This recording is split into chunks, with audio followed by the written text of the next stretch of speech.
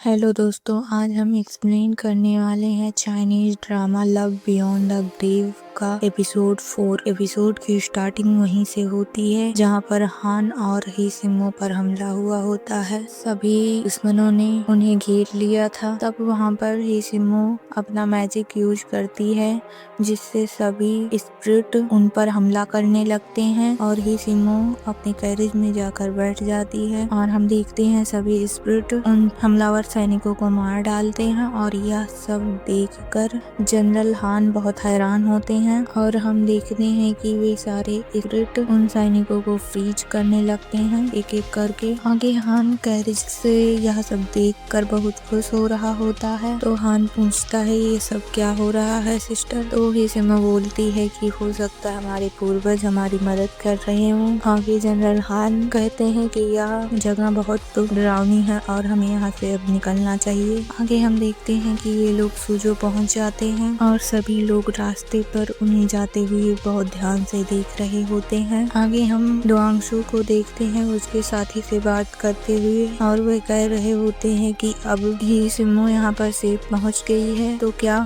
General हान अपने आप को इनोसेंट साबित कर दिए हैं। तो डुआंगशु कहता है कि जो हमला उन पर हुआ था उसमें उनसे भी ज्यादा सैनिक थे तो वे लोग कैसे बचे। तो डुआंगशु का साथी बताता है कि उनको छिपकर देख रहे थे और उनको बचाने के लिए जाने ही वाले थे। तभी वहाँ पर ब्लू बटरफ्लाई आ गई थी और उन्होंने दुश्मनों पर हमला कर दिया। तभी बाहर से एक सैनिक आता है और बताता है कि सिमो वहाँ पर आ चुकी है। आगे हमें डुआंगशु की दूसरी साथी दिखाई जाती है जो जनरल हान से पूछ रही होती है कि क्या आप ठीक हैं। तो जनरल हान कहते हैं कि वह ठीक है। आगे तब तक वहाँ पर डुआंगशु भी पहुँच जाता है और सिमो को हमले से बचाने के लिए उसे शुक्रिया बोल रहा होता है। तो जनरल हान बोलते हैं इसमें उनका कोई क्रेडिट नहीं है। वहाँ पे कुछ अजीब हुआ था। तो कैरिश से सिमो बोलती है कि क्या अजीब हुआ था। हमारे पूर्वजों ने अपनी शक्ति दिखाई थी और डुआंगशु से पूछती है वह कैसा है। तो डुआंगशु बोल तुम्हारे ऊपर हुए हमले के बारे में सोचकर बहुत परेशान था। तो सिमो नाटक करते हुए कहती है कि हम लोग तुम्हारे बुलाने पर यहाँ पर आए थे और रास्ते में अपनी जान देते देते बचे हैं। तो आगे डुआंगशु बोलता है कि तुम बहुत लकी हो और तुम मेरे आदमियों के साथ थी। तुम्हें कैसे खुश हो सकता है और तुम यहाँ पर सेफली पहुँच गई हो। तो सिमो बोलती है कि शायद आप ठीक कह रहे हैं कि मैं एक लकी स्टार हूँ। और वह कैरिज से उतर रही होती है तो उसका पैर स्लिप हो जाता है। तो सिमो गिरने लगती है। डुआंगशु आके उसे पकड़ लेता है। तो आगे डुआंगशु बोलता है कि मिस ही लगता है आपको फीवर है। तो सिमो बोलती है कि क्या तुम मुझे टीज कर रहे हो। तो डुआंगशु बोलता है कि क्या तुम्हें सच में महसूस नहीं हो रहा है। तो सिमो नाटक करते हुए कहती है मैं सच में बीमार हूँ और बेहोश होने का नाटक करती है। आगे हमें उसके कमरे का सीन दिखाया जाता है जहाँ पर उसी सिमो को होश आता है। शुए आ जाता है और कहता है सिस्टर आप ठीक हैं, आपको होश आ गया। तो सिमो मन में सोचती है कि यह बॉडी बहुत कमजोर है। आगे सिमो शुए से पूछती है यह कौन सी जगह है। तो शुए बोलता है कि जनरल ने बताया था कि यह जगह सूजू के सबसे रिचेस्ट पर्सन लिन का मेंशन है। तभी वहाँ पर डुआंगशु आ जाता है और कहता है जब आप अब होश में आ गई हैं तो डॉक्टर को भी आपको चेक कर लेना चाहिए। तो डॉक्टर सिमो की पल्स चेक करते हैं और सुए और डुआंगशु उसे देख रहे होते हैं। आगे डुआंगशु बोलता है कि मिस्सी जब इतनी परेशान है तो उसके लिए एक अच्छी दवाई बताएं। आगे हम देखते हैं कि डुआंगशु सिमो को दवाई देता है। तो सिमो बोलती है कि आपको इसकी कष्ट करने की क्या जरूरत थी। तो डुआंगशु बोलता है कि तुमने मेरी आर्मी की इतनी मदद की है तो मैं इतना तो कर ही सकता हूँ। सिमो बोलती है कि अगर कोई और भी बीमार होगा क्या तुम उसके लिए भी दवाई लेकर जाओगे। तो डुआंगशु मना कर देता है और कहता है कि बेन ने मुझे बताया है कि तुम मुझे पसंद करती हो और अगर मैं तुम्हारे लिए दवाई लाऊंगा तो तुम्हें खुशी होगी।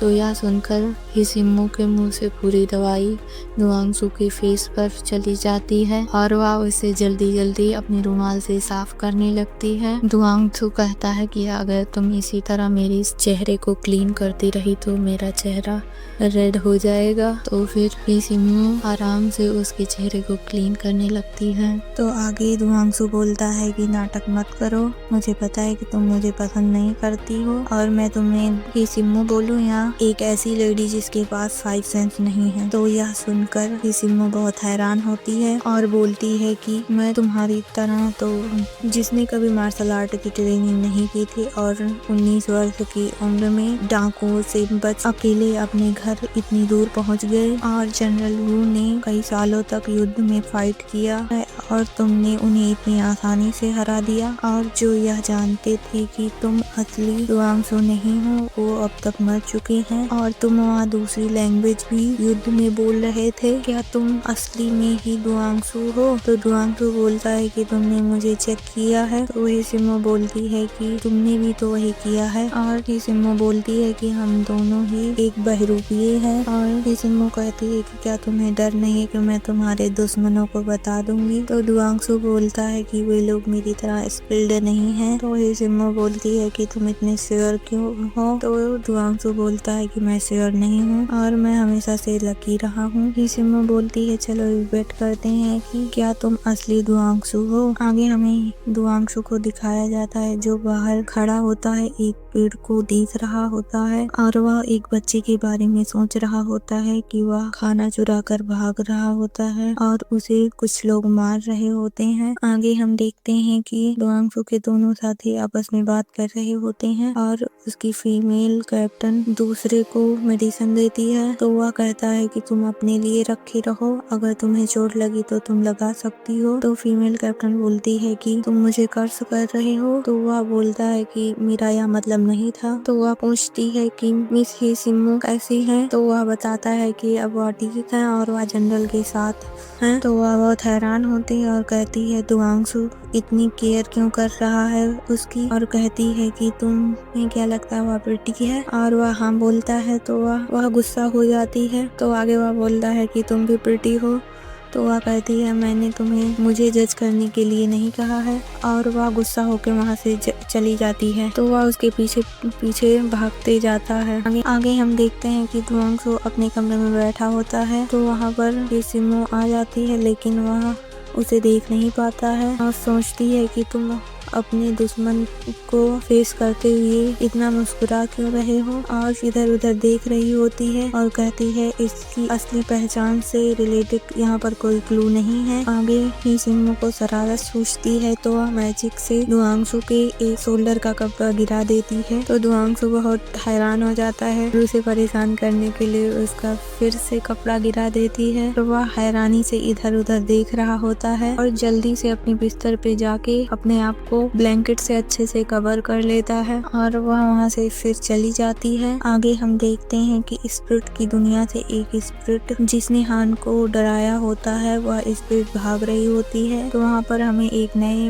व्यक्ति को दिखाया जाता है जिसका नाम यनके होता है। तो वह स्पिरिट उस पर हमला कर देती है लेकिन पास जाते ही उसकी पावर उसे दूर फेंक देती है और वह कहता है कि यह आदेश है कि कोई स्पिरिट इंसानों की दुनिया में नहीं जा सकता। इस नियम को कैसे तोड़ा। और हम आगे देखते हैं कि वह यनके उस स्पिरिट के लवर से बोलता है कि तुम दोनों में से कोई एक ही जिंदा रख सकता है। तो उसका लवर उसे मार देता है और वह बहुत रोने लगता है। आगे हम देखते हैं कि यनके बोलता है कि याद रखो यह तुम्हारी चॉइस है, और वह वहाँ से चला जाता है। आगे हम देखते हैं कि हिसिम्मो और दुआंगसू एक जगह जाते हैं जहाँ पर सभी कमांडर और जनरल आए होते हैं। तो वह सब आपस में लड़ रहे होते हैं और कहते हैं कि दुआंगसू ने उन्हें सुजू पर अटैक के बारे में कुछ नहीं बताया और वह ऐसा कैसे कर सकता है। तो दुआंगसू उनकी बातों पर उतना ध्यान नहीं देता है और हिसिम्मो चाय पीने जा रही होती है। तो दुआंगसू बोलता है कि यह गर्म है और कमांडर वू बहुत गुस्सा हो रहे होते हैं। तो दुआंगसू बोलता है कि कमांडर वू आप बहुत इमोशनल हैं और कहता है कि आप इतने सालों से बॉर्डर को गार्ड कर रहे हैं तो एनिमी आपको अच्छे तरीके से जानती है, और मैं अगर आपको इस हमले के बारे में बताता तो यह एक्सपोज भी हो सकता सकता था। आगे जनरल वू बोलते हैं कि तुम इस बार लकी थे क्योंकि वह कौवे वहाँ पर आ गए थे और उन्होंने हमला कर दिया। तो जनरल बोलते हैं कि वे लकी नहीं थे, यह उनके प्लान का एक पार्ट था। यह सुनकर सभी हैरान हो जाते हैं और वह ही सिम्मो के बारे में बताता है कि निशी ने सूजो के इस हमले के लिए वेदर को प्रिडिक्ट किया था। आगे ही सिम्मो कहती है कि बरफीला रिवर है, उसे उड़ा दिया जाए। तो सब बोलते हैं हम लोग यह कैसे कर सकते हैं और यहाँ पर अभी भी बहुत ठंड है और अगर वे लोग रिवर को उड़ा भी देंगे तो वह फिर से फ्रीज हो जाएगा। तो ये सिम्मो बोलती है कि विंटर में यह रिवर फ्रीज नहीं होगा फिर से, और कहती है कि जल्द ही